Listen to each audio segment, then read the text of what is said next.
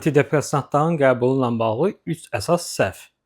Birincisi, dərmanın fasiləsiz qəbul olunmaması. Gah qəbul olunur, gah qəbul olunmur, vaxtı buraxılır, ara verilir. Antidepressantlar belə işləmir, fasiləsizlik olmalıdır.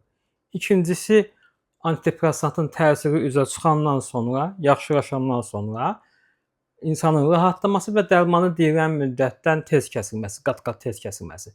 Ən azı 6 ay qəbul olunmalıdır, ay yarım, 2 ay qəbul olunur və kəsilir.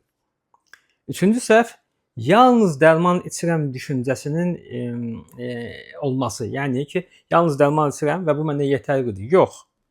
Dərman içilməsinin məqsədi sizin resurslarınızın bərpasıdır, enerjinizin bərpasıdır, əlamətlərin azalmasıdır. Amma eyni zamanda pasientdə də dərmanın düzənli qəbulu, həyat tərzinin düzəldilməsi, ziyanlı vərdişlərə nəzarət, sağlamlığına nəzarət ehtiyac var, eyni zamanda mühitin sağlamlaşdırılması kimi məqamlar vardır.